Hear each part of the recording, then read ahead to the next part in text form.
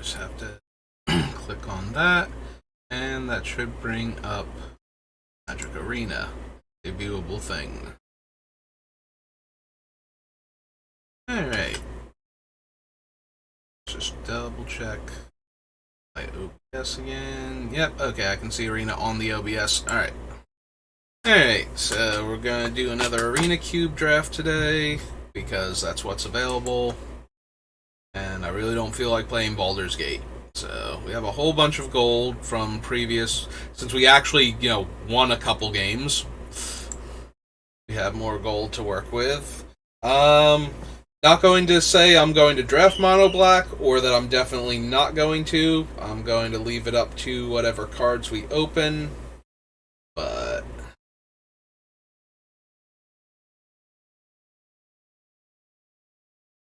So, statistically speaking, this will probably be the last draft that I do. If I don't do, another one tonight, this will be the last draft I do as a stream until Dominaria is out. And I'm probably not going to try and do Dominaria on Thursday, because, at least not in the beginning, because that is always a nightmare. So let's see, we have Vivian, we have Kaya.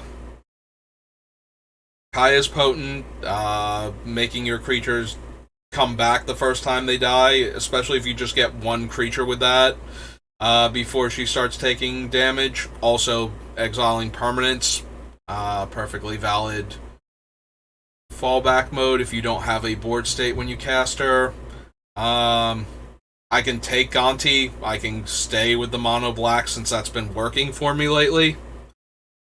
30-ish seconds left. Glorious Sunrise is fine. Volgon's Command is always decent.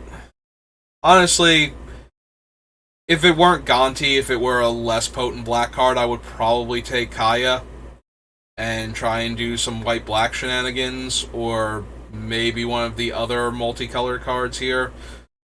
But I've been doing well enough with black, and Gonti's strong enough as a card. Alright, well now we have some options. We can go with the Scarab God, and then not be mono-black and try something a bit different.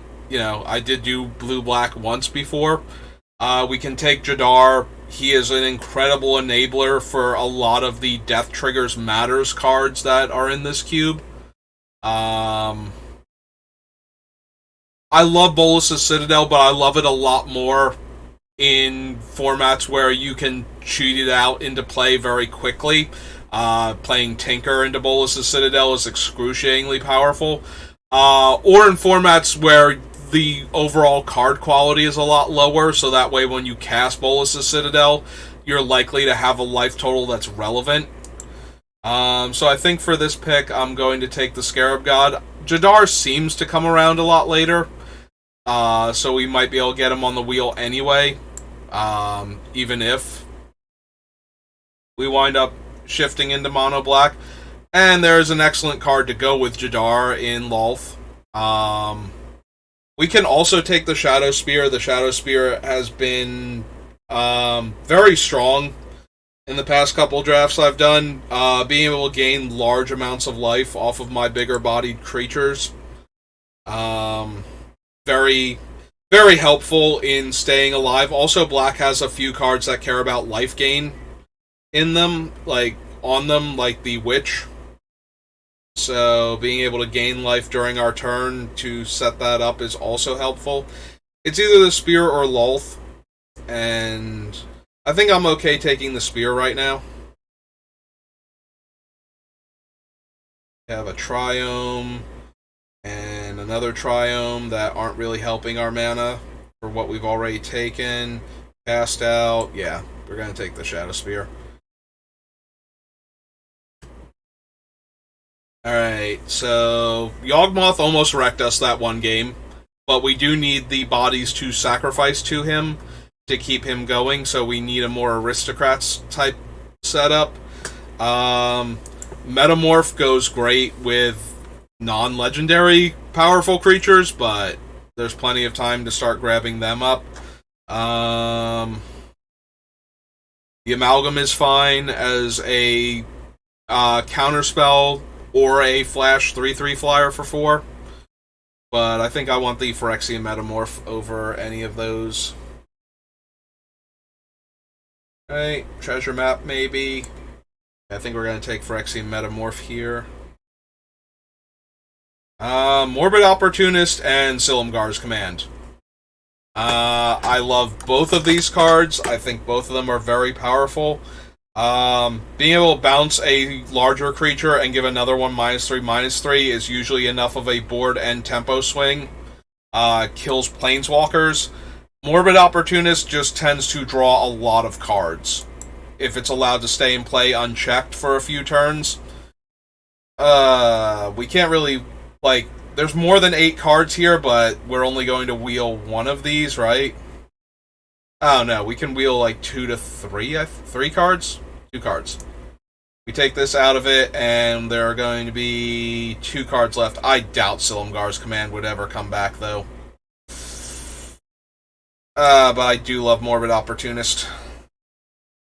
Very hard for me to not take that there. Now we have access to Baral, Blink of an Eye, Pact of Negation maybe. Lurus is fine. We don't have any of the cards for Lurus yet. All we can replay is the Shadow Spear. I might want Baral for the early game then, to stop us from getting run over. I could also take Blink, but I think I'm more in the market for Black's removal than Blue's tempo, if given the option.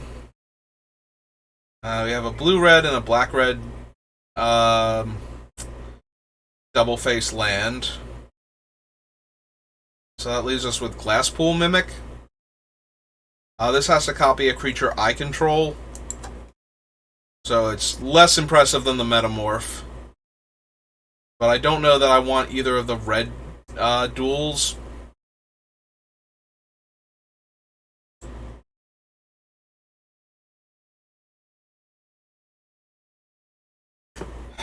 Inscription and Black Market Connections.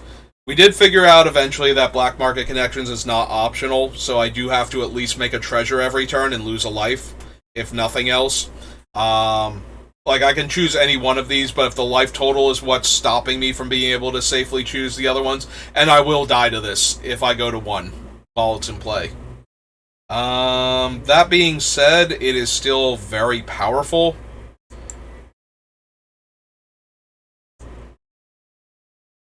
And I'm kind of low on Inscription, if I'm being honest. Alright, so we wield the blue-black dual land, and the Kolaghan's Command. I think we'll take the blue-black dual here.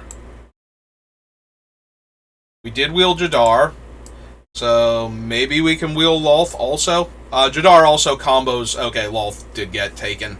That makes a lot of sense. I was still kind of hopeful, though. But Jadar does combo very well with Morbid Opportunist. So... Ooh. I have a lot of options here. We don't have a lot of evasive creatures yet. We do have a bunch of okay creatures, though, so we could take Prosperous Thief. It's going to auto-pick for us. Overcharged Amalgam is fine, though. We can cast this for 3 if we've cast another spell this turn. Has to be an instant or sorcery spell. In that case, I might just take the Storm Tamer. Alright, Warcaller. Come down here. And that goes down there. Alright. So, we have Grazilax, which is a card advantage engine. Mythos of Nethroi can destroy a creature. We need a bunch of dual lands and triomes to be able to destroy a non-land permanent instead. This kills little things and brings back little things and makes our opponent discard 2 cards, which are all okay but not amazing. I'm really inclined to take either Grazilax or Mythos here. Our creature kill count is kind of low. So is our card draw, though. Despite being in blue-black. I suppose we will take the Mythos. I think Grazilix can wheel. I'm not sure that there's a lot of decks that want him as a double blue kind of aggro card.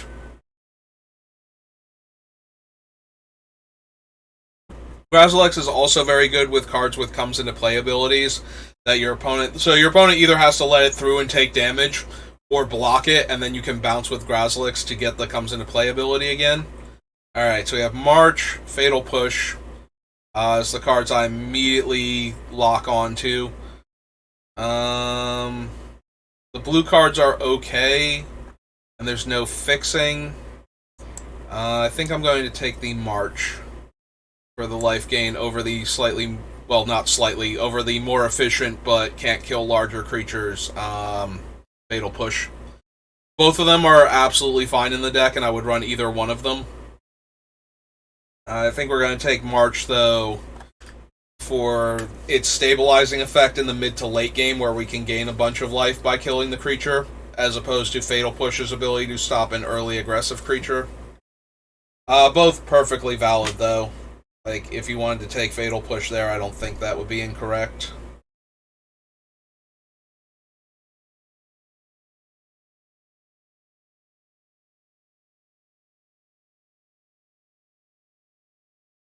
There's a Karn, Chart a Course,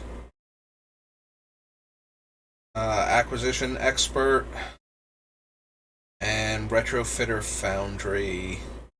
We only have 2 artifacts, so right now Karn's not getting a huge boost to his token. If we were to take him, I'm kind of inclined to take Chart a Course then. Slightly more than Acquisitions Expert. We do have a Wizard. We have a bunch of Wizards, actually. One Rogue, but I don't think it keeps its type at all. Oh no, it is a Shapeshifter Rogue. Okay. And then we have the Changelings. So the Acquisitions Expert could be okay. I'm going to take the Chart a Course, though, and try and wheel it. Ooh, Bloodchief's Thirst. Excellent creature removal. I'm still in the... there's a Solemn. I was going to say, I'm still not seeing a lot of mana fixing that I would like to take. Solemn would be very good for that, but I'd like another relatively cheap interaction spell, like removal-wise.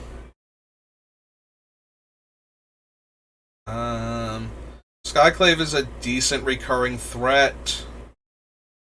I don't know that we're not heavy blue. Right now, Overcharged Amalgam is our only double blue card. I don't really care for, like, Terramander, though. Disdainful Stroke is perfectly fine in this format. There's a lot of high casting cost spells. But I think I want the Recursive Threat more. Village Rites, Opt. Don't really have the instants and sorceries yet for the Mirari Conjecture. And I don't want to splash into a third color for any of these cards. Alright, I'm going to take the Village Rites.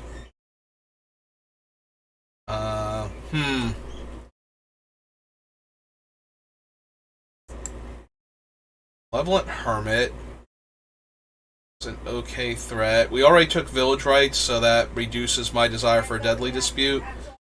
Mind Stone as a ramp and card draw spell. Yeah, I think I'm okay taking the Hermit here.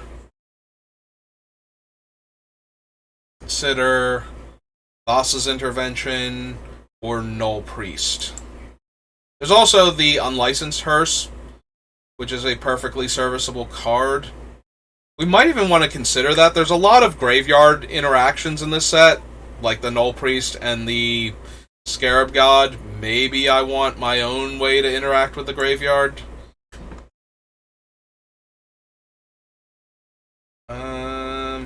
So the Inscription came back, and while I'm not a huge fan of it, I'm also probably not running Platinum Angel or Bonder's Enclave. So we'll take that.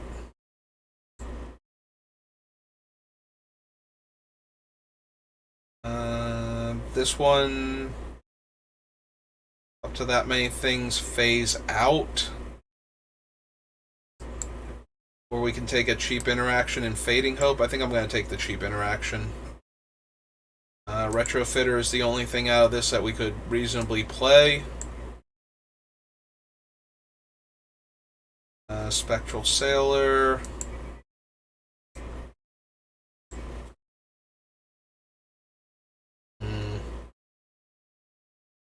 I don't think either of those. Right, 1 second.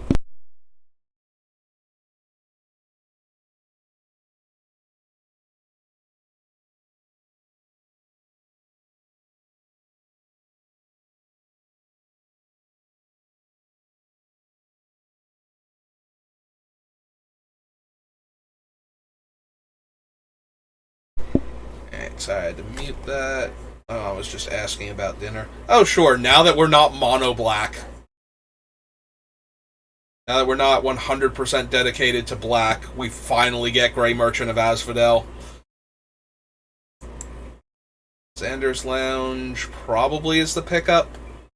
I do love Suspicious Stowaway, but I would like to cast my spells a bit easier. Yeah, it figures we finally get Grey Merchant, and we're not mono black anymore, and we could have been. Memory Deluge. Ebon Death is okay. We certainly have ways to get him back.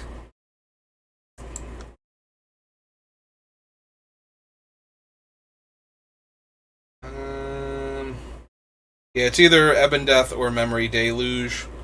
And like I said, I think I'm still a lot heavier black than I am blue.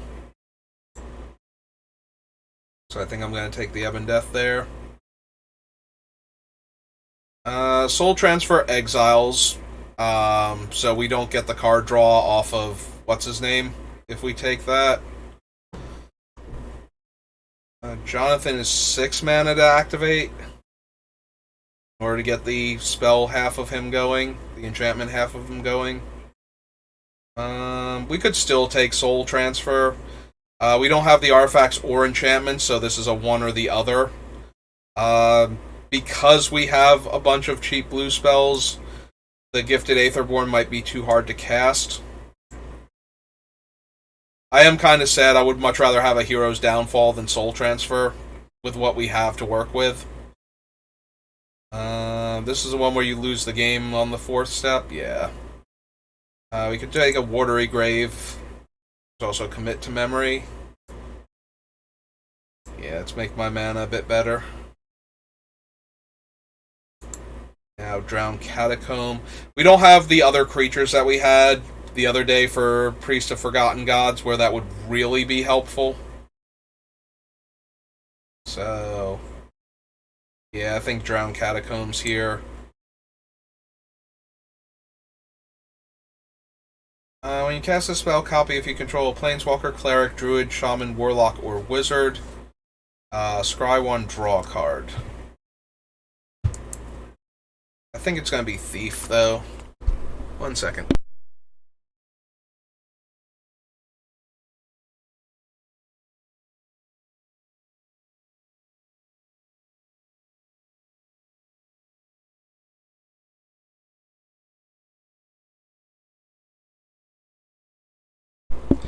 And I'm back. Alright, so this is the black, green, red one. We can take Kraben Inspector over here. None of the other lands produce both our colors. Alright, so we'll take that.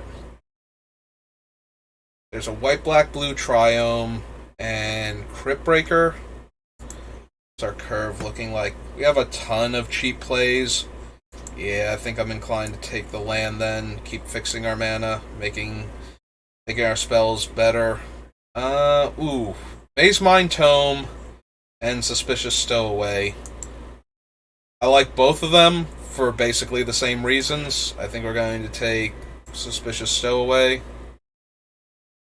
Well, card we can reasonably cast is Memory Deluge, unless we wanted to take the lands that fix for the color that we would be taking there. Jacob or multiple choice. Draw a card, bounce a thing of their choice, make a 4/4. I think we're going to take Jacob here.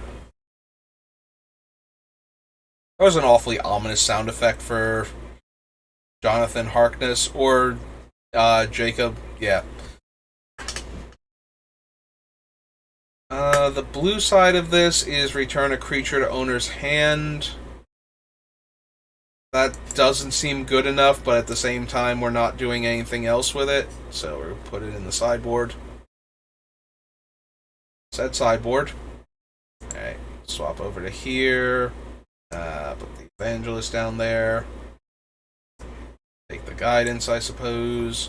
And Dragon Rage Channeler. Alright.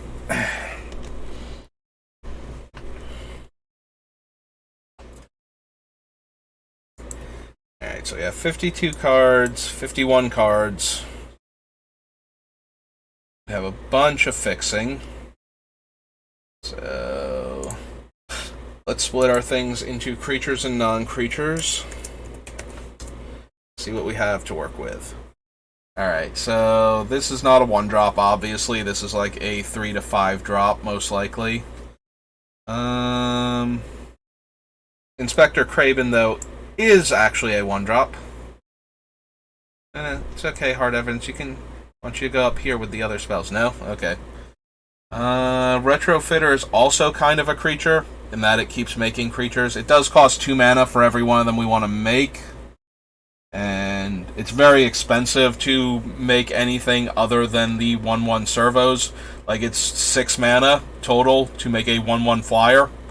And then we can spend another 3 mana or wait a turn and turn that 1/1 flyer into a 4/4 ground creature. So, I'm not saying that Retrofitter is bad by any means. It's just very slow and clunky. So this is sorceries and instants that we get back. So what's our sorcery and instant count actually at? 5 and 6. So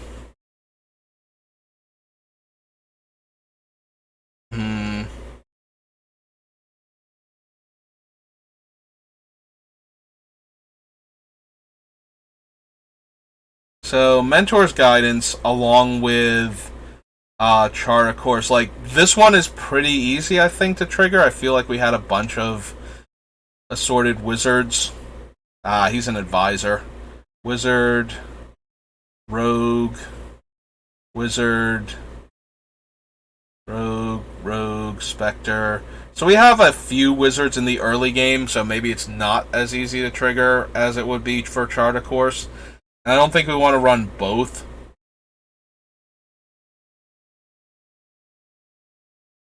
And we do kind of want to be attacking. So suppose the Chart of Course out of those two can go.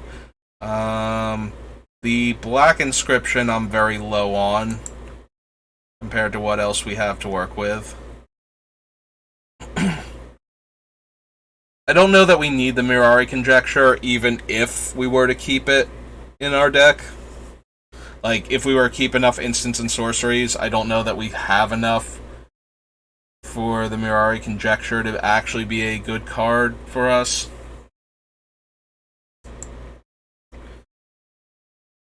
And the more instants and sorceries we run, the less creatures we have to actually attack with and win the game. Like, our instants and sorceries are keeping us alive long enough for our creatures to win the game, but we need, like, these big creatures with cool abilities to win us the game, as opposed to being able to deal some damage with them and then win with, like, a burn spell or something, like, you know, a corrupt type effect or a drain life. So we need the creatures to actually win the game. I think we can get rid of Village Rites. We have an okay number of creatures that we can sacrifice, but nothing is super expendable, like, just inherently. Like, we're more likely to sacrifice it to not have it get killed by a removal spell. You know, we're going to lose it anyway, might as well draw some cards. Whereas if this deck had more things going on when we lost creatures, like, Morbid Opportunist is our primary thing. But if we were going to draw a bunch of cards that way, or we're going to lose a bunch of creatures anyway and we wanted to sacrifice them, then Village Rites goes up a lot in value. I don't think we need both of these. So I think we can cut one of the 1/1 flyers for one.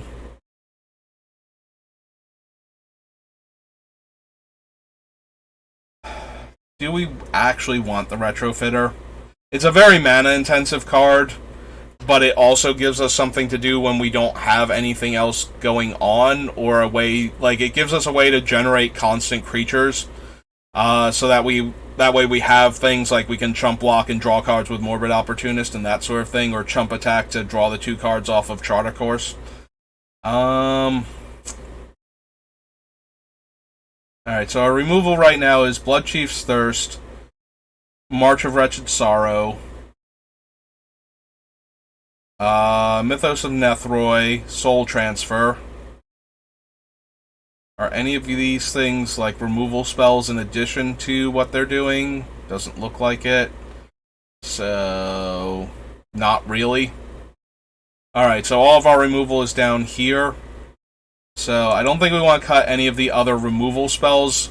I'm okay with cutting the Fading Hope. But that's about it. Yeah, I don't think I want to cut any of the other things. So, Black Market Connections is currently our only enchantment to possibly trigger Soul Transfer. We have a few artifacts, including an artifact that makes artifacts, and one artifact creature up here. We do also have, if this flips, we would technically have it also, but it's almost impossible for us to get the second part of it. Yeah, we have another artifact creature. So yeah, it's almost impossible for us to get both halves of Soul Transfer, so we're almost definitely going to be exiling a creature or planeswalker. Maybe, possibly getting back our own thing instead, if we get to that point. We need 4 more cuts.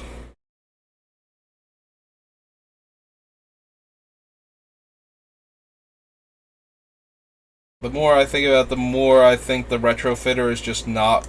We have other mana sinks, including the Scarab God, buying back this thing repeatedly if we can keep making landfall to recast it from our graveyard.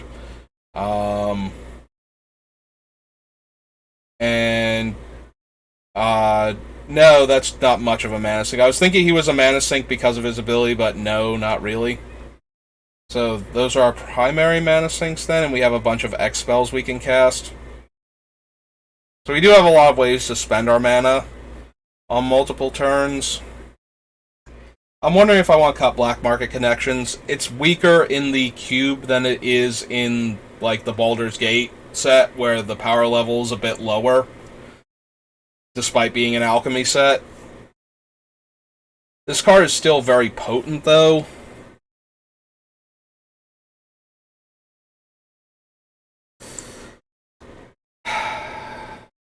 Yeah, we're at that point where I'm cutting cards that I don't want to cut just because I need room. Which is always kind of a good place to be at, but...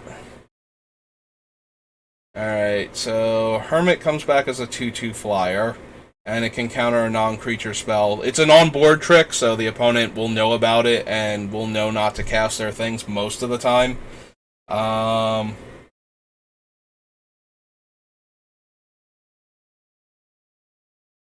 We don't have any counter spells. We do have a bunch of instants and sorceries still, so we have 1, 2, that one doesn't count, 3, 4, 5. Yeah, we're only getting white from that, so we don't have a source for the green, so we can never cast Mythos of Nethroi to destroy, like, an enchantment or an artifact. That's a problem. Like, we only got Rafine's Tower, unfortunately.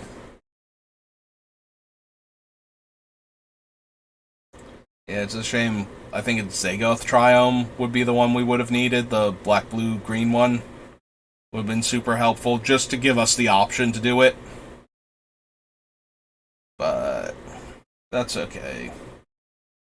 We still need 2 more cuts.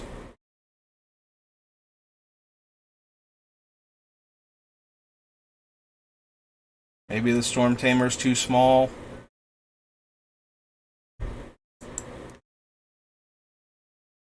Yeah, I'm debating if I want to cut Baral also. We have the O3 Crab that we can play early on.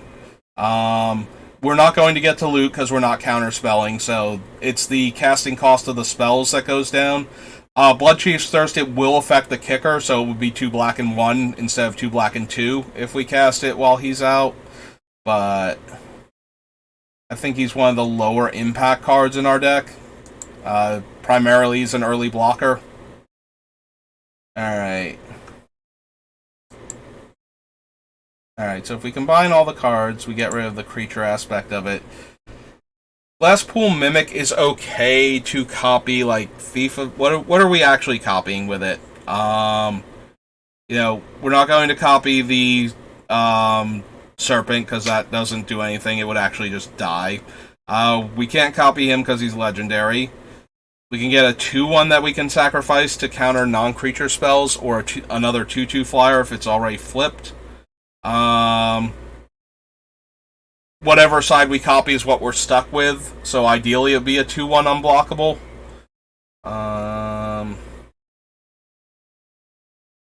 Jadar's legendary. Yeah, the more I'm looking at, the more I'm wondering if Glasspool Mimic doesn't need to come out and we can replace it with one of the other cards that we cut. So the question then becomes, do I want like another card draw spell back in? Do I want a different creature? Do I want the enchantment back? Yeah, Glasspool Mimic, as far as being a land, is fine, but we're not getting enough off the copy effect, I feel like. Like, at least with Phyrexian Metamorph, we can also copy our opponent's stuff, and we can copy artifacts with it. I think the Shadow Spear is legendary, yeah, so we can't copy that one. We could copy the Hearse still. We could also do that by animating it, but that seems unlikely. But we can, copy our opponent's artifacts with it, if they have anything relevant.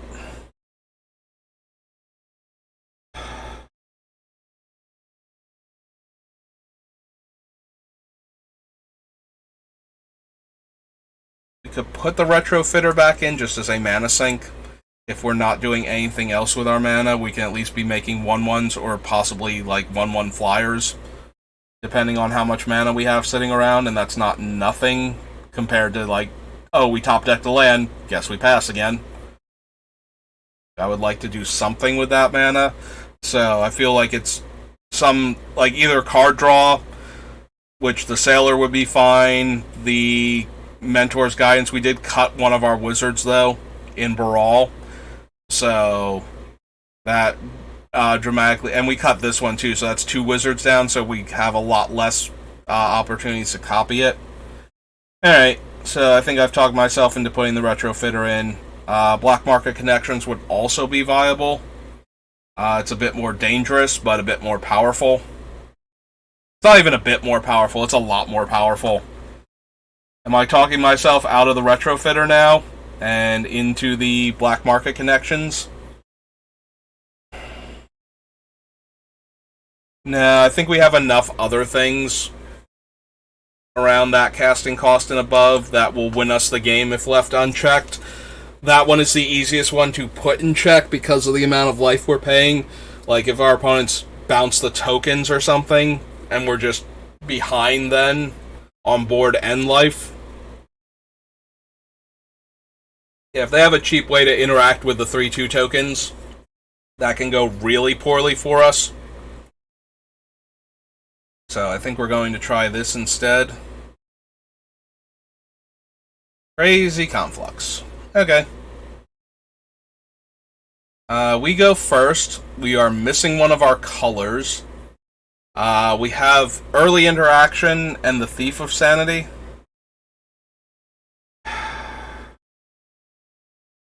The Thief goes a long way. If the Thief goes unchecked, it can very easily win the game, but we do need to draw a blue mana source for that.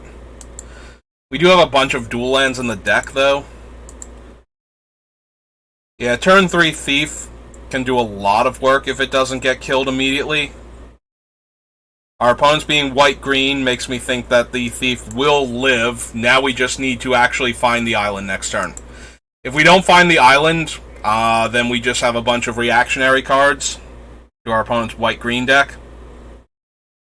Scry 2, gain 3 life. The exile isn't relevant, so they're probably going to Scry 2 here. Yep. That's what I would expect to happen.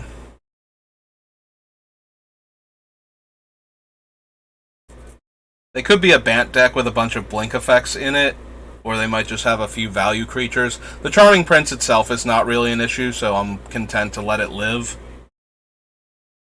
It is bad if they have, like, Yorion or something, but they need to get up to the mana for that first. And Yorion's going to probably be bad for us anyway. But yeah, being able to re-trigger twice if we don't kill it in response. Alright, island? Okay. Alright, so now it's on them to have one of the cheaper white removal spells to get rid of this. Otherwise, it's just going to slaughter them.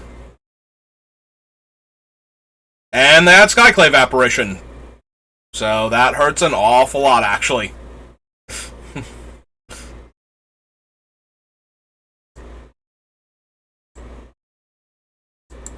Alright, we'll play Rafine's Tower. I think I'm going to get greedy and try and kill the Apparition in combat. So that way we can block the Charming Prince with our 3/3. There is a bit of a risk there if they have like a removal, or not a removal spell, way to protect the Skyclave Apparition.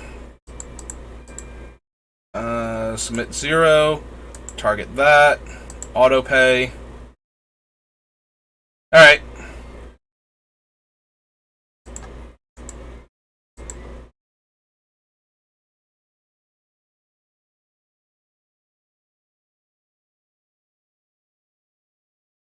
And they finish it off.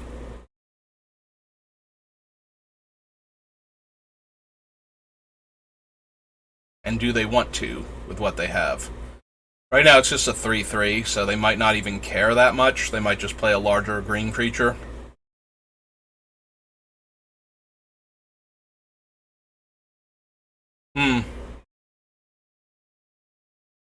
Okay. I'm fine with that. Alright, let's see what we get off Memory Deluge now. We have enough land in hand and enough of our colors, so I'll take the 2 spells.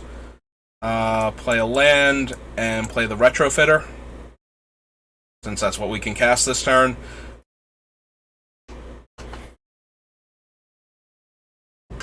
Yeah, we're only 1 land off of being able to flashback Memory Deluge here, so...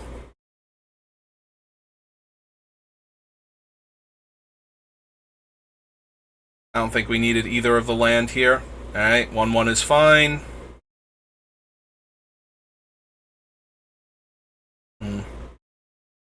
Alright, so we will play the land, because I don't think they have anything that will punish for that.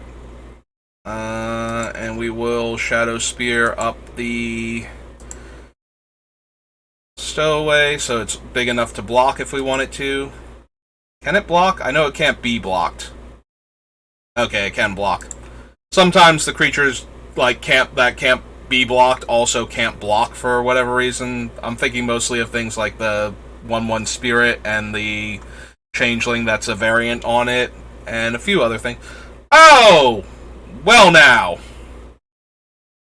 So that's going to kill one of our things. Or no, it's going to kill our creature. It doesn't kill our things until it attacks. So yeah, he's just gonna punch out that. Unfortunate then. But I wanted to save the mana for the following turns. Alright, so we get to gain some life. Okay. I'm down. I'm down to eat your 1/1 with my 1/1. And then we will untap and kill Kogla here. because we can't let it attack and kill our cool things. I suppose we'll use the sorcery to do it. That could kill planeswalkers. Ooh. So we can kill it with this, and keep the ability to kill a planeswalker, or we can keep the ability to kill a creature at instant speed. I think I'm going to keep the ability to kill a planeswalker.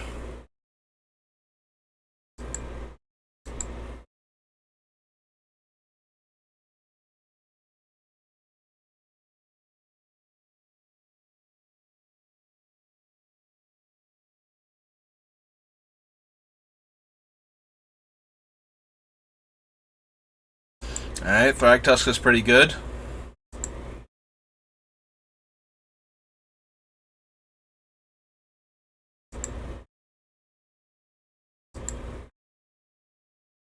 Alright, make a 1-1. My turn. Malevolent Hermit is fine. I think I'm just going to flash back the Memory Deluge, though. So we will pass here. The Servo token lets us just block and soak damage against the Thragtusk in the meantime.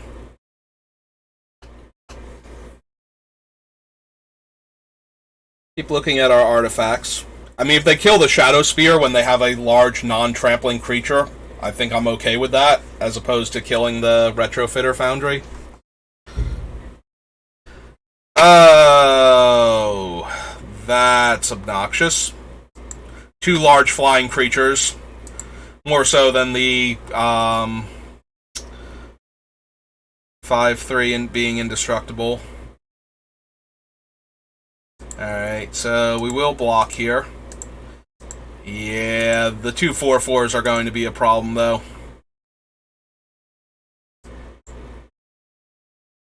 Alright, let's see what we can get. Large reach creature, and probably the Scarab God to start grabbing their stuff. What's in their graveyard? We have Kogla. We can bring this back as a 4/4 and have it fight. Right? We can bring back Skyclave Apparition, but I don't think they have anything small enough. Okay, so we got a bunch of options from their graveyard. Ooh, not that. So, done with that. Back to browser. So, yeah, we will take the Scarab God and the Stonecoil Serpent. Also a good draw. They have 2 cards left in their hand. So, black. 1, 2, 3, 4, 5. I'm debating whether or not I want Bloodchief's Thirst, one of the 4/4s, in case they have another removal spell for this thing. Or if I just want to make it bigger. Right now it's going to be a 6/6. Nah, I guess we just make it a 7/7. Like, there's merit to making it a 6/6 and killing one of the 4/4 flyers here in case they have a way to interact with it.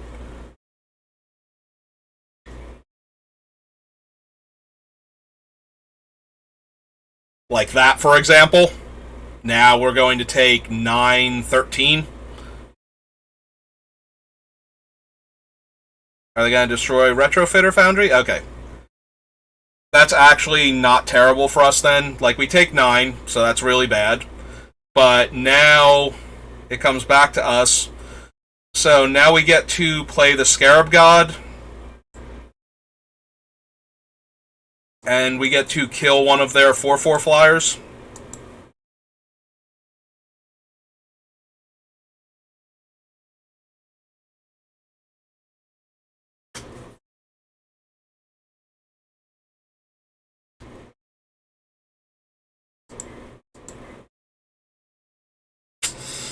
Yeah, this is still bad. We're going to go to 3 here. And they get a 4/4 token. And we need to be able to deal with the 4/4 flyer. Or a 3/3 token, but we still need to be able to deal with the 4/4 flyer. Yeah, I think we might just be dead here. Like, we're not going to be able to cast and activate the Scarab God in the same turn, and we're not going to be able... Ebon Death enters tapped to stop him from being, like, super broken, so... Oh, cool, and they play a 7/7 Vigilance. Well, if we had a Wrath, we could theoretically top deck it here and absolutely ruin them for doing that, but we don't, so... If we cast this, we only have 2 mana left over. That's too many creatures. Yeah, we're just done. Alright. Yeah, that was... I had the option to make the Serpent 1 less and kill the flyer. And I did seriously consider that, as I stated, but I didn't do it, and we got punished for it. They actually had the removal spell for our guy. And then they also had the other thing that wouldn't have removed it because it's protection from multicolor, so that would have been a thing. Like, the Knight of Autumn can't kill the Stone Coil, they actually needed the Touch the Spirit Realm.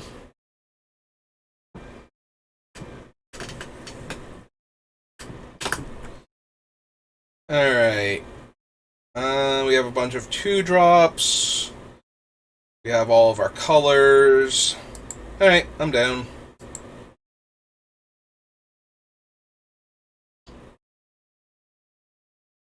Yeah, if the Scarab God... Also, they killed the Scarab God by forcing me to have to block there. Like, if I had some more life, I might have been able to not have to block the Thragtusk, and maybe we could have reanimated something. I forget exactly what was in the graveyard, but there were a few options there that we would have had. Alright. So, since they did that, I'm less inclined to play the 2/1 out now. I'm less inclined, but not completely disinclined to do it. I think I'm going to play out the Hearse, though. And pass.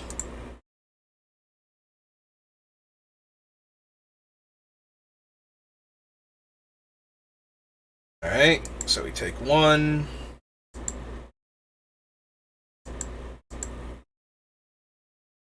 My turn. Shipwreck Marsh comes into play untap now. And now I'm okay with running out the Hermit.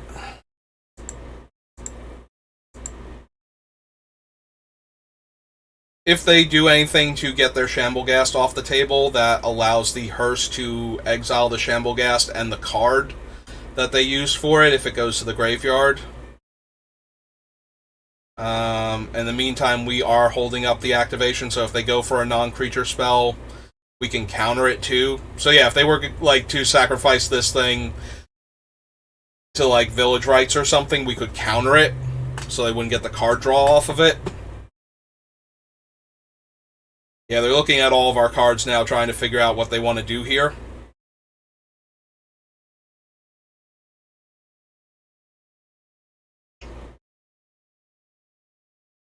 Probably just attack for 1, or hold it back so that I don't attack them for 2. That's a Plains? Okay. Alright, so they're going to go for the attack. I'll take the 1.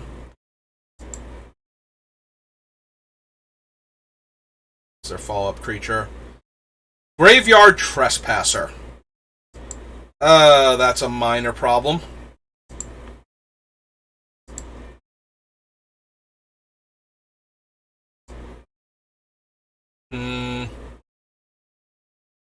Yeah, Charter Course doesn't look pretty good right now. I think we're going to have to see what they've got going on. Well, that can wipe the board. Woe Strider is not doing a lot, so yeah, I think we're just going to take Burn Down the House here.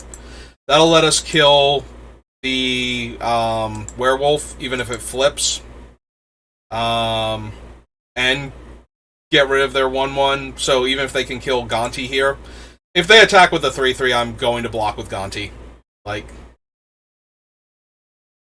No, I'm good, thanks. I'll take the 1 here.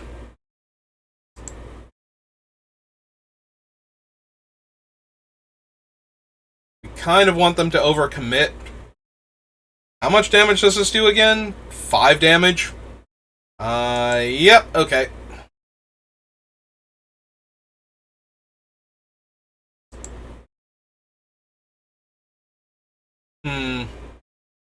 Now we can also race with lifelink, though. That might also be worth it. So if we put the Shadow Spear on the Gonti... so we pay 1, then we pay 2, then we'd have to pay 2 to move it, or to draw the 2 cards with Chart a Course. Or we can just burn down the house and kill all of the creatures that are on board. I kind of want to just get them to overcommit, though.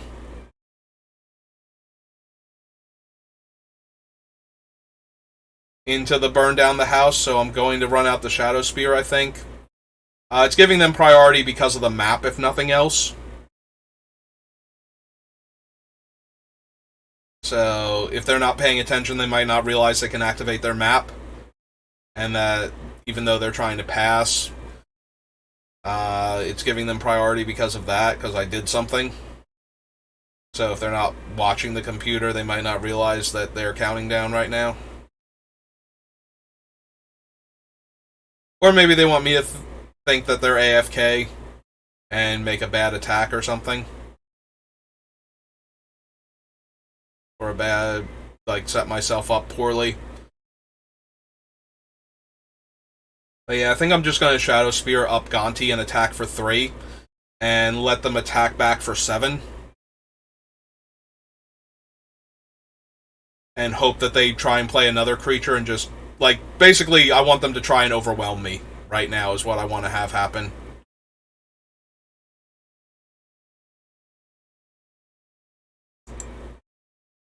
Alright, so we equip to here.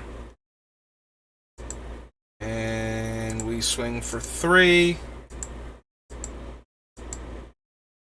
Gain 3, and we will pass the turn.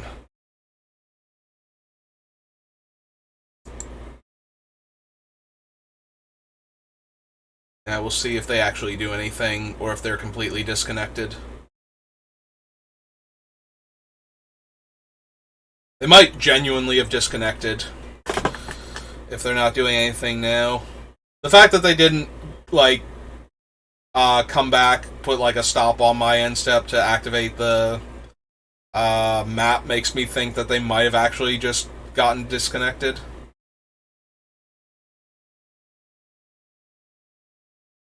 Which is kind of sad. I wanted to see how this game would play out. I will take the win, but... Come on, opponent. You can come back. It's okay. It's okay if you come back and beat me by playing Magic better than me. I will accept that. Like, or just having better cards than me. Like, drawing better, that works too. It's a part of Magic. Like, I got to draw my land and cast my spells, so... No, nothing. Believe that... Oh, no, that doesn't kill them yet. Okay. Well, we're going back to my turn then. Werewolf flips.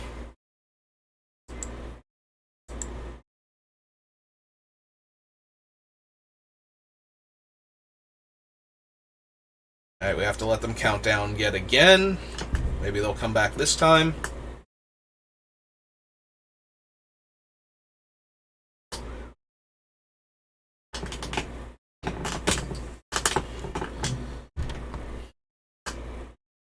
Their opponent, me, Saber.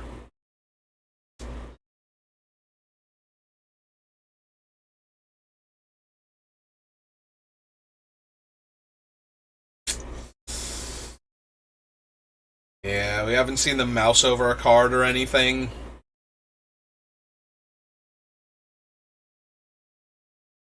Okay. Unfortunate. I think we were in a good spot there, so I would have liked to have played that one out. Even if we had have lost. You know. I want the prizes, but I would also like to win games of Magic based on my skill, not on the opponent's internet connection. So, that's super disappointing. But it can't be helped. So and I would rather win than lose because of that, so...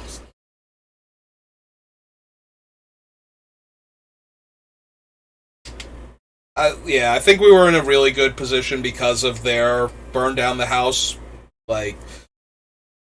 But I don't know what they were going to do. I don't know how they would have played it if they had to keep going there. So we get to cast Jonathan on turn 2, Island into Drowned Catacomb. Or the Hearse on turn 2. Then we can start drawing and exiling. We don't want to exile Memory Deluge, because if we do it that way, we won't get the... So, there's not a lot of cards we want to exile right now. Okay, the Hermit might actually just be a better thing to cast then. So, Island first, into Drowned Catacomb, and then we can play Shipwreck Marsh on 3. I have an O2. Play Drowned Catacomb first. We'll play the Hermit out. We can't kill their Mana Dork with March right now. Like, we literally can't do it. There's not even another black card. Oh, that thing's horrifying. Obviously, it's not too scary with what they have, but it's terrifying with what they might get in the future. Alright, so we're going to play that out, and we will attack for 2, because they don't have good blocks yet. And do we run out the Hearse, or do we bother running out Jonathan right now? That enchantment's very, very dangerous. And we have no real way to interact with it other than killing their creatures, which we have 1 removal spell to work with.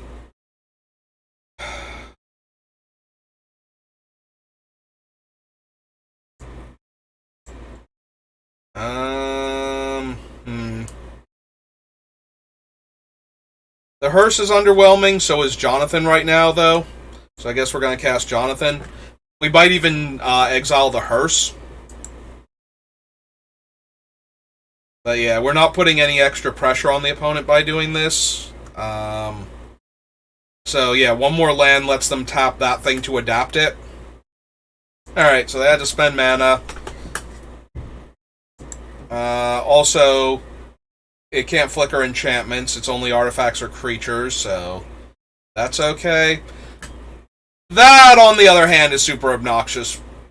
We might need to kill that, like, on our turn, just to stop them from being able to draw any extra cards off of it, and so we can continue dealing damage to them, but yeah, we're in a bad spot already.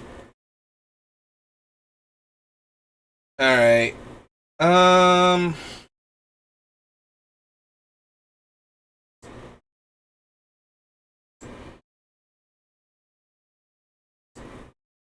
let's play out the lounge. Let's kill that thing and play our Inspector. So we're going to pay 1, target that, auto-pay, kill it, cast out Hard Evidence, and then attack them for 2. We are super far behind, though. Like, we're barely doing anything to them. And that's probably, like, one of the lowest impact creatures they could have played here with this setup. Like, they can very easily have... Okay. Cool. Brick?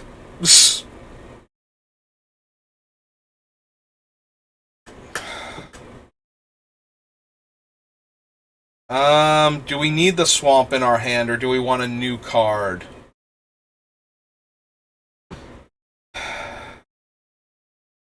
No, I think it's fine. They can exile him. Can they exile him? No, we should draw. We're gonna draw.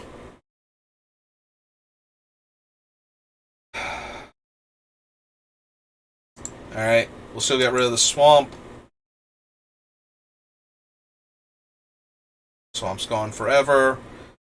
They can flicker the goose, so the goose can gain them a ton of life. We're going to play the Hearse this turn to eat the Storm the Festival out from underneath them. But yeah, this is going to be a long, grindy game, unfortunately. So yeah, we'll eat both of those. We'll draw now, I think. No, we shouldn't. I want to draw now to see if I hit a land, but if we don't draw now, we have the Hermit activation up. Neither one of those is great, but yeah, I think I'm gonna keep the Hermit up. And then draw the card at the end of their turn if they don't make me use him. So, opponent's gonna have a ton of life. They don't have any actual offensive threats yet. So they have 1 mana left over? Yeah, I think we're gonna counter Vivien. At this point. Oh, they do have 3 mana. Right, I forgot they were... Wow, I forgot this was a mana source. I remembered this thing was a mana source, I forgot this thing was a mana source.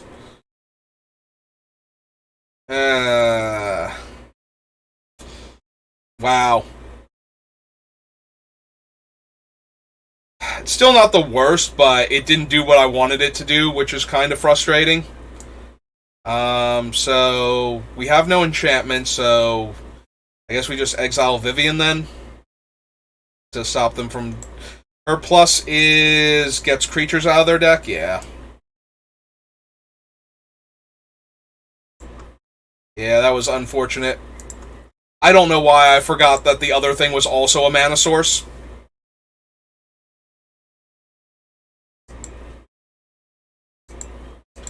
Yeah, we'll hold on to Bloodchief's Thirst. I don't know why I forgot that was going to produce mana. I knew the Goose could. I was not counting this as a mana source, though. Alright, 4/4 is a bit more of a threat. And they can keep getting lands forever now, until their deck has no more lands in it, and they just draw spells forever. Yeah.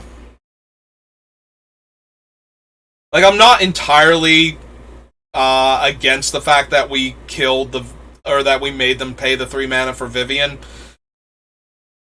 Like, I don't think we were going to get much more value out of it than making them lose a food there, but it's still pretty underwhelming compared to anything else. We're going to play this as a land. So we can buy back the Hermit. They have a 3/5 and a 4/4 on the ground, though. Buying back the Hermit seems weak. I think we're going to go for Memory Deluge. Like, we had to kill the Vivien last turn, but I think we're going to take the damage and cast the Deluge here and see what we get. As opposed to, like, playing out Jadar and sacrificing the Clue token.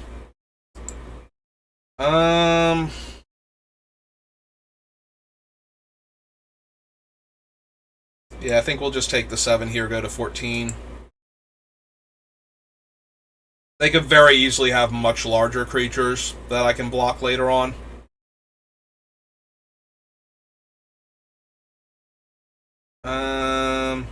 Yeah, we're going to cast Memory Deluge. We're going to do it now that we know. Oh, cool. Well, we didn't want to draw all of those lands anyway, so we'll take the Stowaway. And everything is blue and black. We have more black spells than blue right now, so... Or literally the same, I guess, with the Deluge in the graveyard. That's okay, we drew an island anyway. So play out a land. We're gonna cast her down.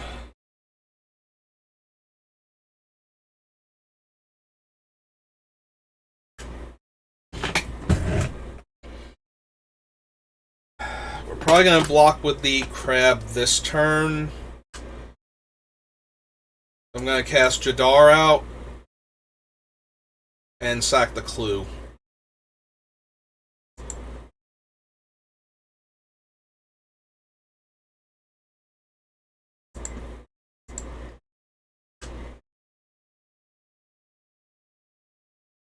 And make another food token.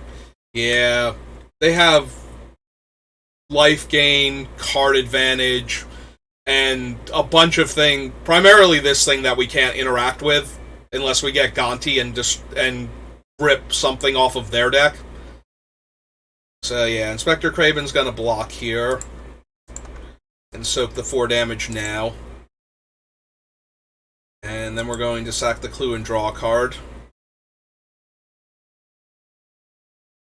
They have infinite blockers, so the fact that we have no card advantage from the zombie token, yeah, we're going to activate the clue here and see what we get. Not that we can interact with the topiary, but more land. I mean, that does help us cast Memory Deluge faster, but okay, that's definitely not nothing on this board. So we're going to attack for 2 and draw a card.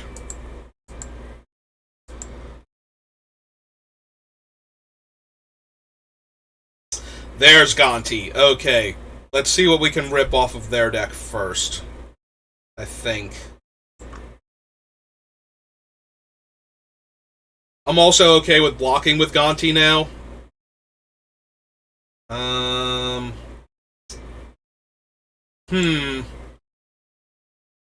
1, 2, 3, 4, 5, 6. We're going to have 7 mana. We can take Elesh Norn and ship the rest of these to the bottom where they can get shuffled back in.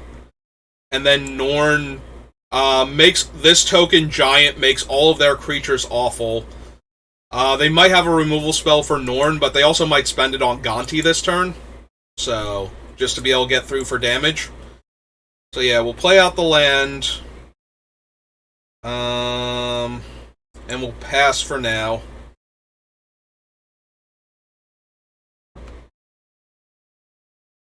See what they do. Alright, Lair of the Hydra is Titanic, if they want it to be. Yeah, I'm still going to block Gonti on the 4/4 for right now.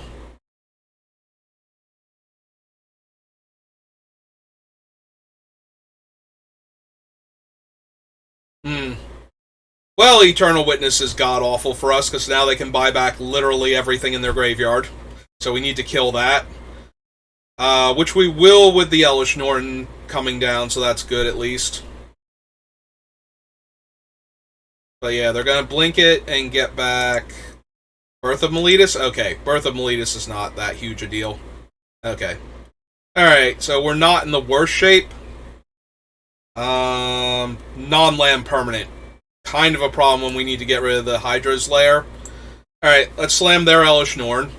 Kill all their little guys. Immediately. Go to combat. Swing. Yeah, I think we swing with both of these.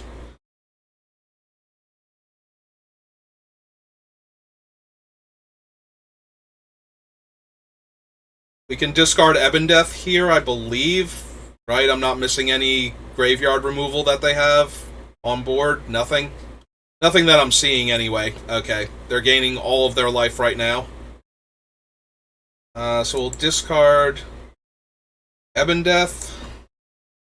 So that he goes over there. Play out our land. Yeah, we might have to block the stupid land, though, with Jadar. Because neither of these can interact with it. Which is a minor problem. Okay. Oof. Big oof. Garrett gives trample, I believe.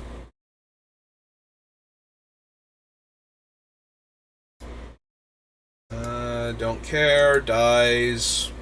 Kind of care. Dies. Dies and then dies. Dies. Alright, what did they actually get? They got the enchantment? Okay.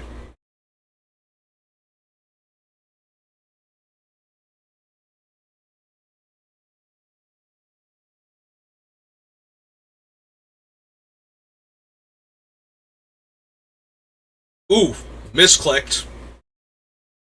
And shame scooped. Yeah. That's bad.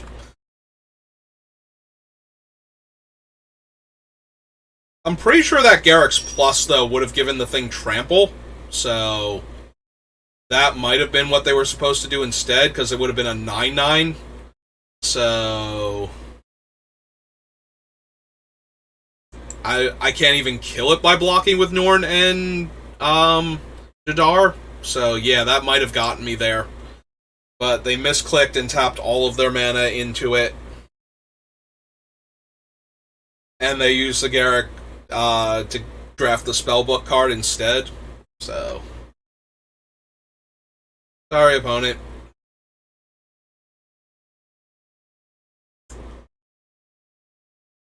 Alright, let's see if this opponent can deal with Thief of Sanity.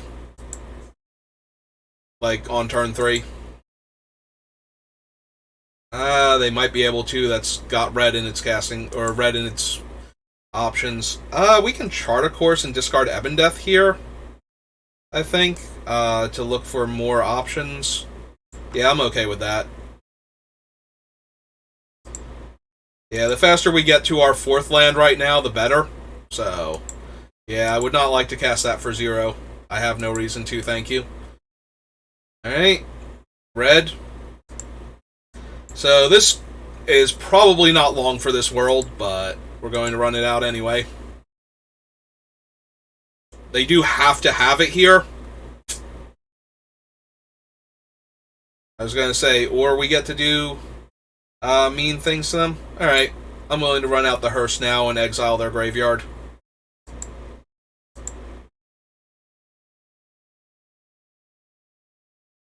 As opposed to casting a 3/3 here. We do need our 4th land. I do not regret that charter course at all. Oh, cool. We're going to get more cards to exile. Yep.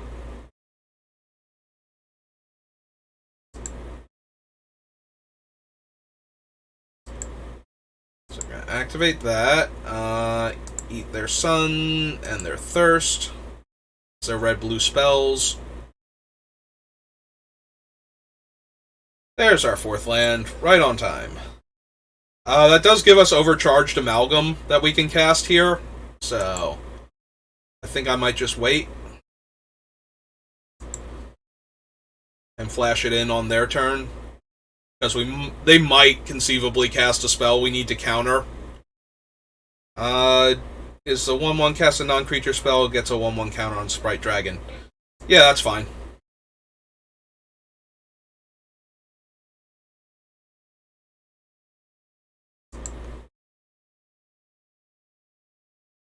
Alright, I'm gonna try and eat it.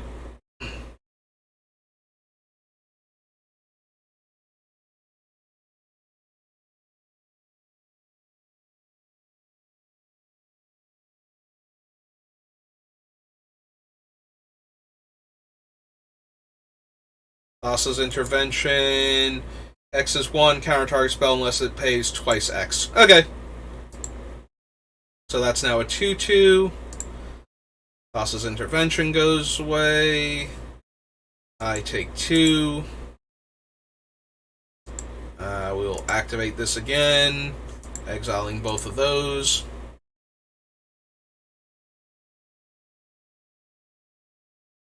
Alright. This crew's for 2. And it's going to be a 4/4 now. Alright, so we cast this guy out. Crew this.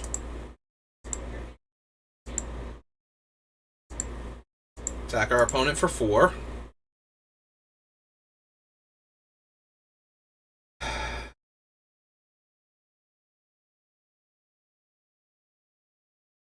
Can run out Stone Coil for 2, and then it has protection from multicolored, but it'll probably just eat a removal spell at that point. We can Bloodchief's Thirst the 2/2 flyer, but it's not really that much of a threat right now. I think we're just going to pass the turn.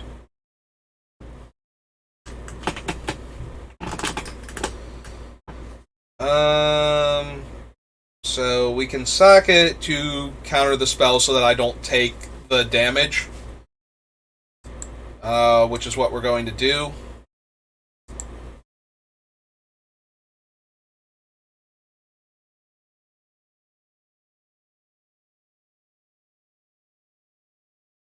Up to a 3/3 now. We take 3.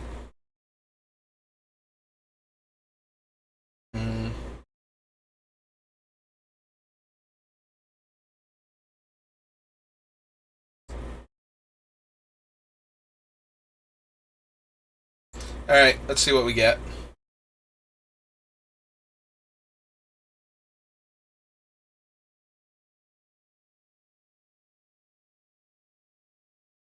Counterspell, Supreme Will, Brainstorm. I'm inclined to take the Counterspell, since they seem to be a very heavy Spells Matters deck. More so than the Supreme Will, just because it's cheaper to cast.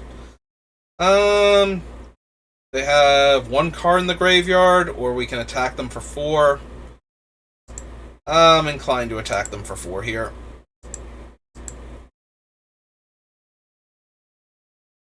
See if they have anything relevant. Ah. Okay then. So that goes back to our hand. And now we pass the turn. Alright, glad we got that out of their hand before playing the Stone Coil or trying to Bloodchief's Thirst the Dorat down. How many cards are in their hand? 2. So if they use a removal spell here to kill Gonti, we can just kill the Dorat and move on with our lives, I think. Hopefully we top deck an untapped land so we can hold up the counterspell also. Magma Opus! Wow! Okay. That hurt a lot. Alright. That hurt an awful lot. Wow. So that was the worst case scenario, basically. Alright, so we're gonna kill Dorat here, because it can keep growing and it flies.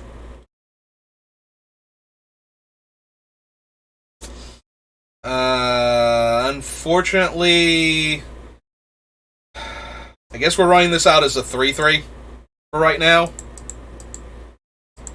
So that it can hold off the 4-4 on the ground also. I would like to make it bigger, but we didn't draw a land. If we had drawn a land, I'd feel a lot better. Playing Faithless Looting.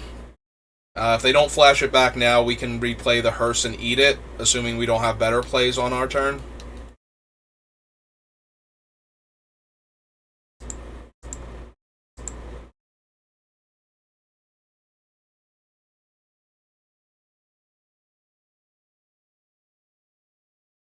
Well, that is almost definitely, what's its name, and now we never can tap out of the extra 2 mana because we need to counterspell that.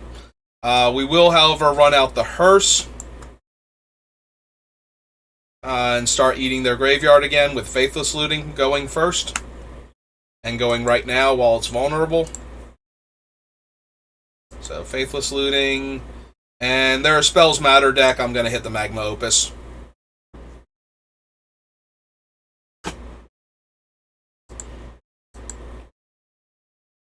No attacks. Yeah, that is almost definitely Alrund's Epiphany. Because I think it literally might be that and Starnheim Unleashed are the only 2. We're getting clever now. We're going to -2 the RAL so that we copy it anyway.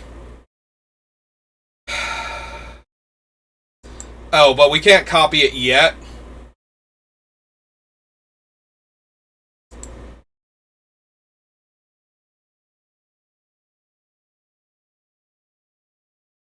Oh, God, do we need an untapped land?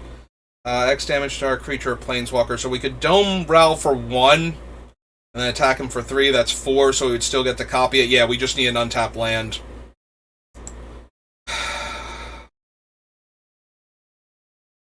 One time. And that's going to be the game. Because now they're going to be able to copy their Alrund's Epiphany, and they'll still be able to take the extra turn, even without the RAL. We can counter the copy that makes the birds, but that is still very, very, very frustrating.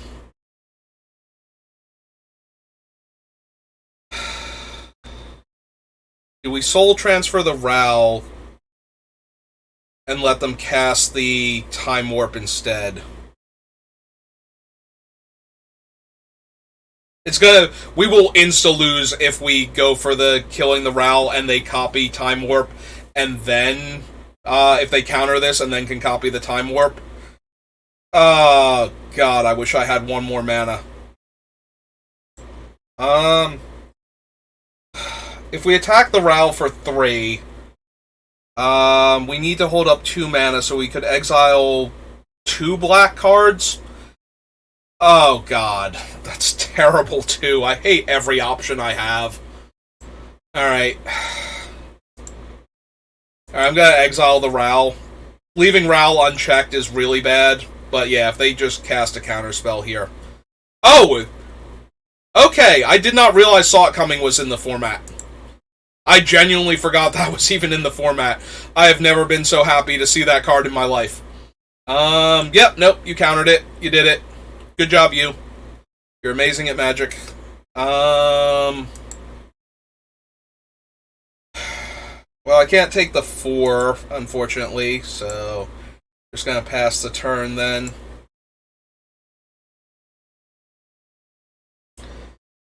Yeah, I assume that was out. Although, now they have the 3-2 land over there, so that's going to be a problem soon.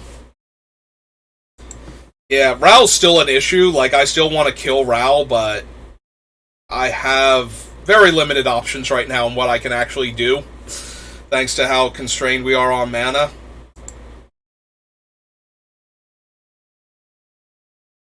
Alright, we're going to keep exiling cards from their graveyard.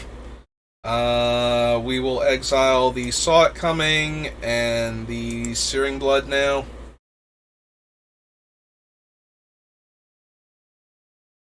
Go to my turn. Finally drew a 3rd land, so we can start doing something here.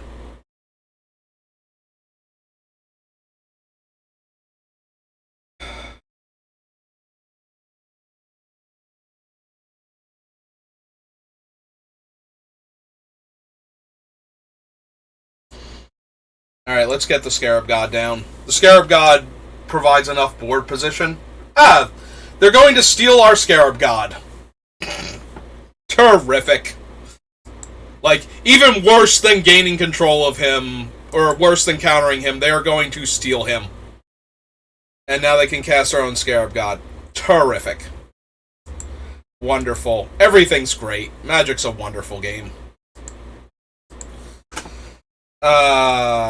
We can't kill Ral because he's got infinite. Yeah, they finally drew a spell that's going to hurt us really badly.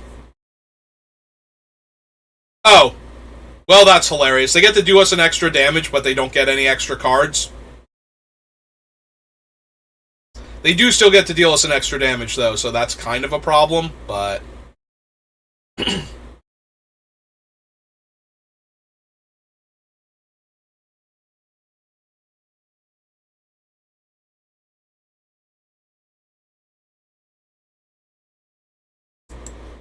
Okay.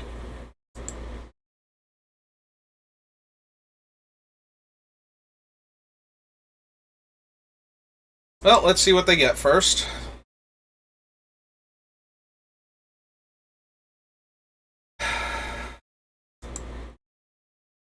So they hit Royal Eruption, which they can cast to deal us 3, so we're just dead, right?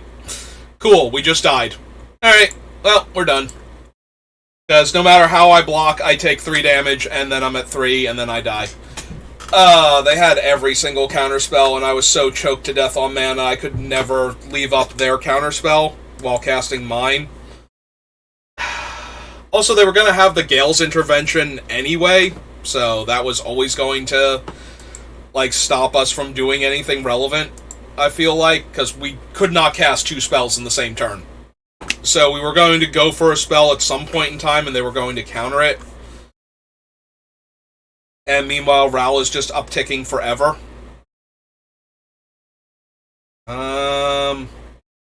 Yeah, okay.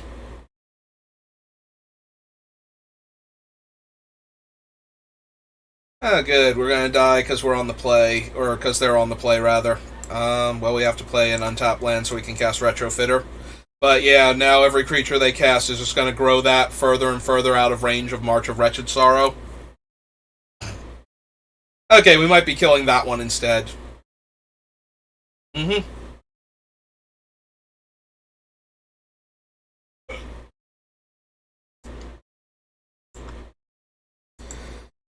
Alright, well, we can make a 1-1 so we can hold off the 3-1.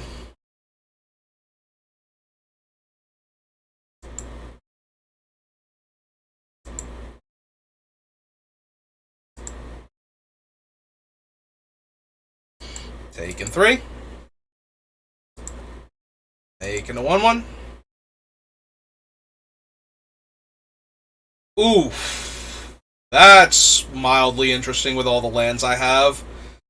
But I think it's still correct to march the 3-2 before they can landfall and just gain infinite value. So I'm going to. So... pay. Target that. Auto pay.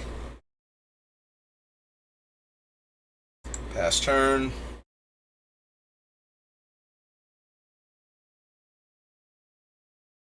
Alright. Ooh, actually, Welcoming Vampire is a good one for us to copy. Yeah, we'll take the 3 here, because if we don't, then we don't have the 1-1 to hold off the 3-1. But yeah, yeah, we'll pay it like that. We'll make our own 2-3 flyer. And now we can make a 1-1 every turn and draw a card. Seems legit to me on this board.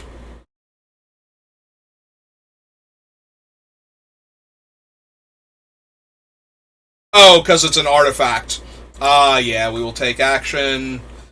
We can get Rafine's Tower, we can get Xander's Lounge, we can get Watery Grave. I guess we'll get Watery Grave. So it enters tapped.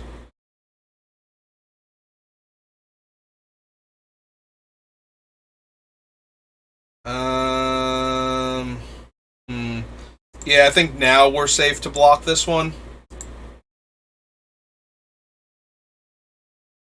Alright. Play out a land, play out a different creature. Oh, we can also play out Jadar here, and we can still activate the Foundry, so we'll do that. Then we have a 2-2 to attack with next turn.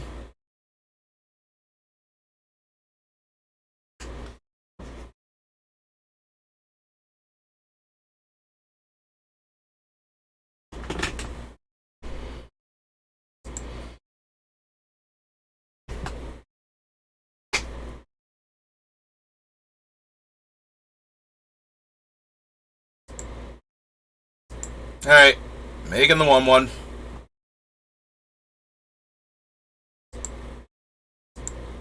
What happens when he dies? As long as that's 3 more counters on his trample. Okay, so nothing happens when he dies. It's that he can get counters when other stuff dies. Okay, that takes care of those.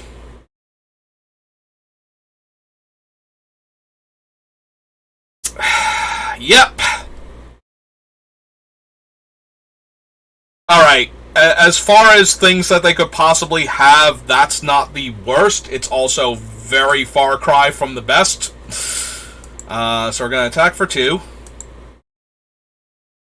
Yep. Well, now if we draw a way to kill Kyodai, we got that going for us. Alright, so this one first.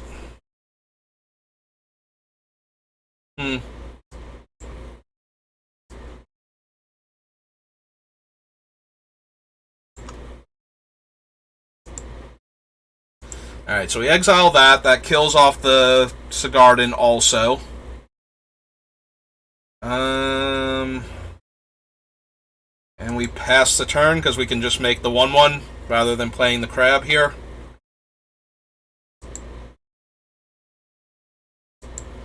We are still dying in the air, so that's still an issue.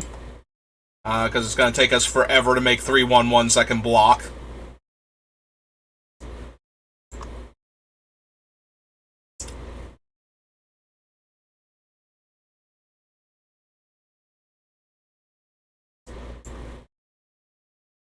Alright, we'll play out that, and we will play the island. And then we will go to combat, and we will attack... Yeah, we'll attack for 4. Might as well.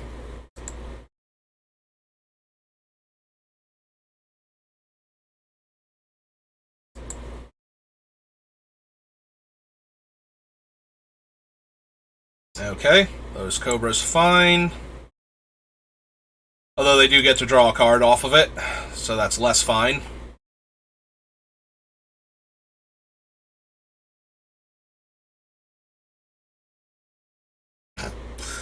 With X equals 2, sure. Yeah, it's only once per turn, you don't get to draw another card. Okay, if they're not going to do anything, we're going to activate this to draw a card.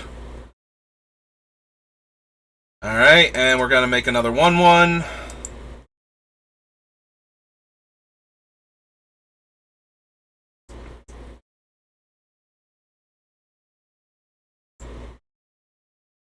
Play out that.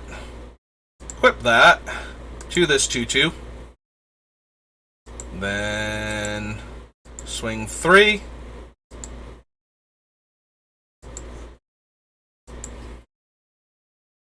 Gain 3.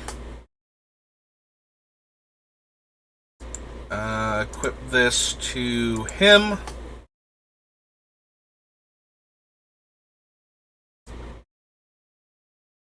Cast Jacob.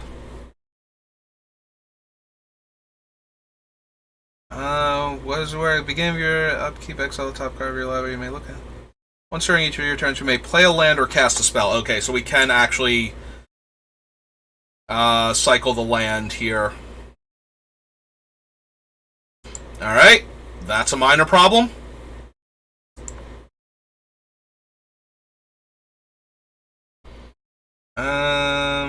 So yeah, we're going to make the flyer now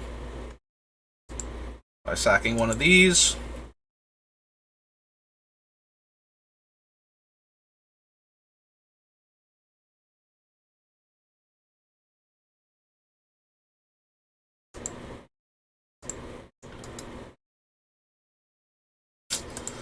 Alright.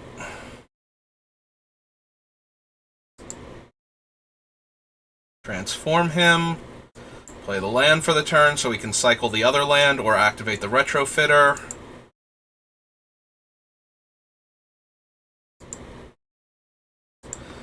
Last turn. That gets bigger.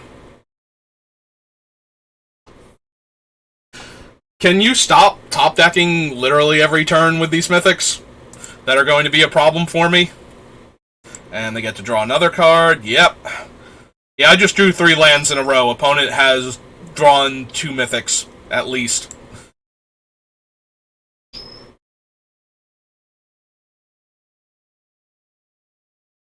Alright.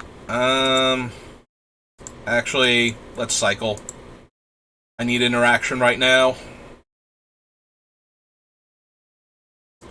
My turn.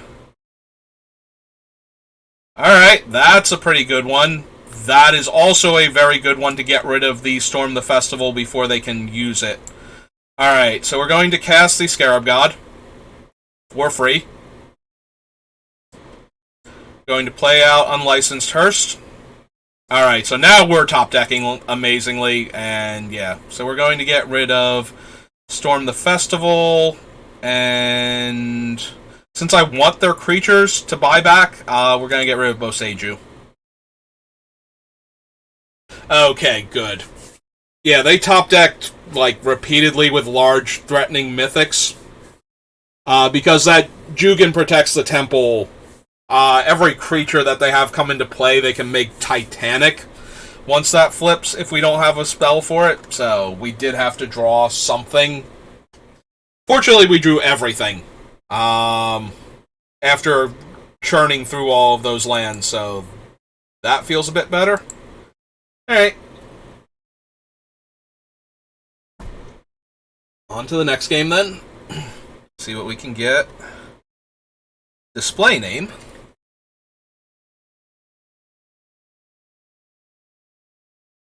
Ooh. Well, I like this sequence of plays. Opponent going first is not thrilling, but that's certainly a lot of potential card advantage for us.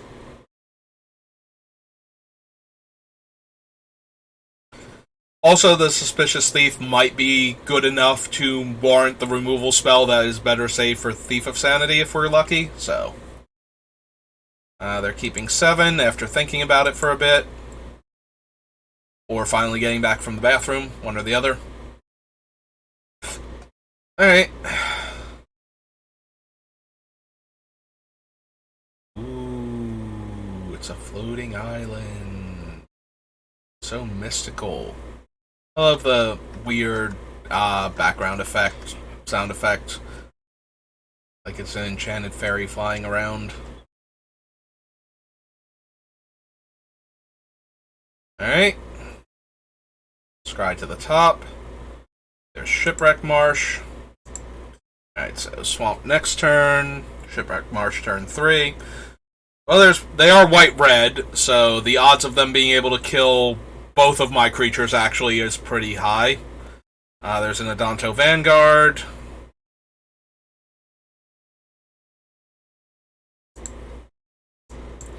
Well, the Spear will help against the Vanguard, since we'll be able to gain life.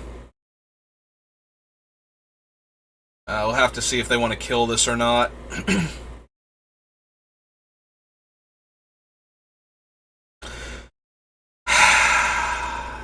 Well, now we have to kill Adelaine next turn. Take 4, I guess. Because I can't afford to lose my creature now. But yeah, we're going to have to kill Adelaine here.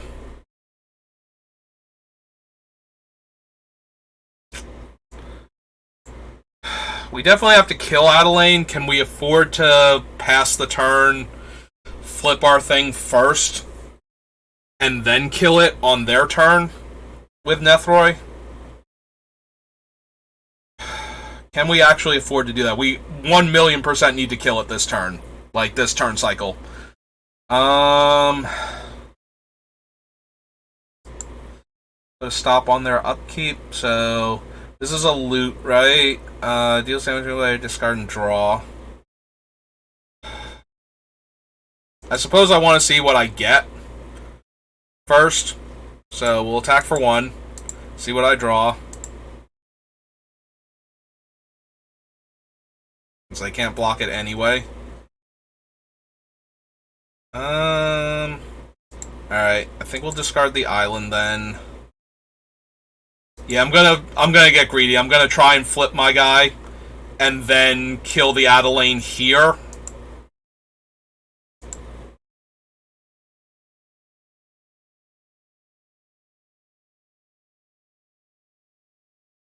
Alright. At the very least, my initial plan worked, so we have that going on. Yeah, we'll pass to main phase.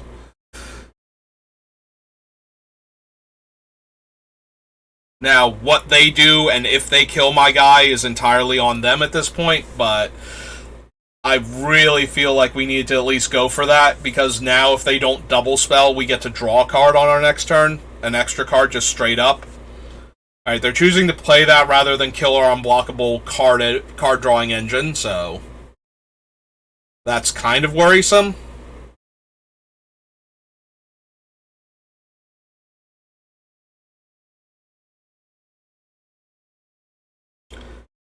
Whenever Samurai Warrior attacks alone, you draft a card from its spellbook. So we can drain that for 2 and play the Spear this turn. What's its spellbook look like? It has a bunch of, like, decent Samurai cards. That could be a problem. Like, nothing crazy good, but certainly things that can kill me. +2/+2 and indestructible would be a problem, and card advantage. Alright. Well, let's attack for 2 first. See what I draw before I make any important decisions.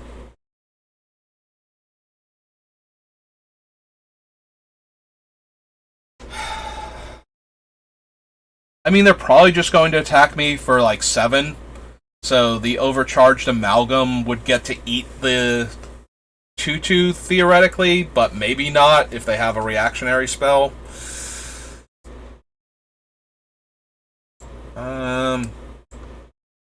Yeah, okay, I think I'm going to kill the card advantage creature and then play out the spear.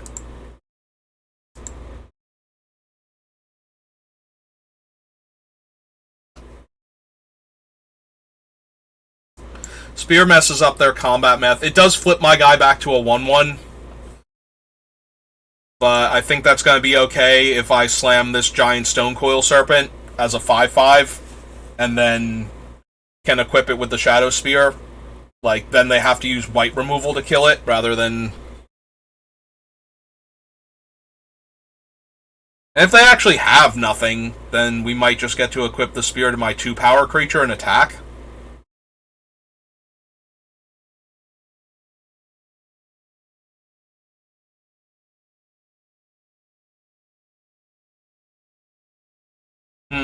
And then play it out as a 4-4.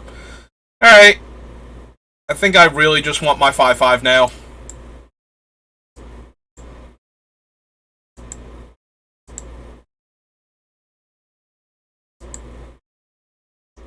I guess we're low enough on life I have to leave the stowaway back just in case they can deal with this thing.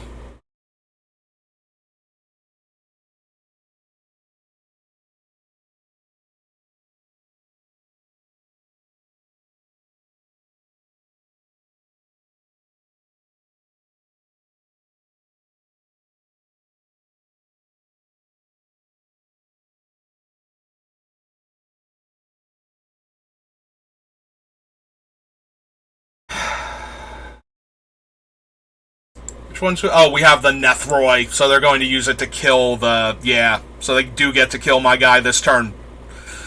Ugh. They didn't have a spell, they had my spell to deal with my guy. Alright, we're gonna make them pay the life here. Then we go to 3, and then we're just very, very dead now. Ah, well.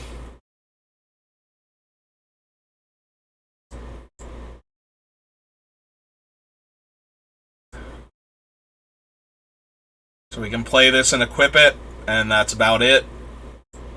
Alright, I guess that's what we're gonna do then.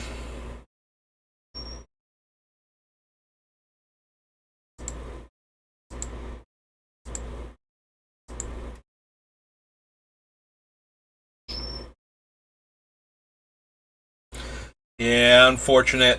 I think we're just dead regardless. I think if they attack with everything. And they can just have that. Okay. Yeah, they had literally everything. So the Brutal Cathar was going to be able to exile the Stonecoil Serpent that turn, even if they didn't have access to my Nethroi. So if they had that on the previous turn, we were pretty dead too. So, yeah, we were just very dead there. Unfortunate.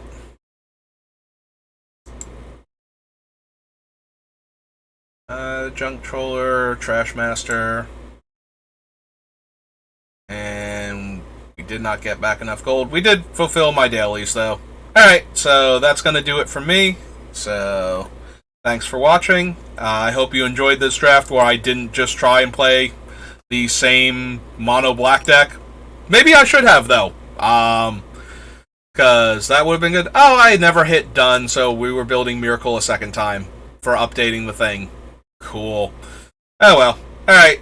That's going to do it for me today. I will see you next time, and thanks for watching.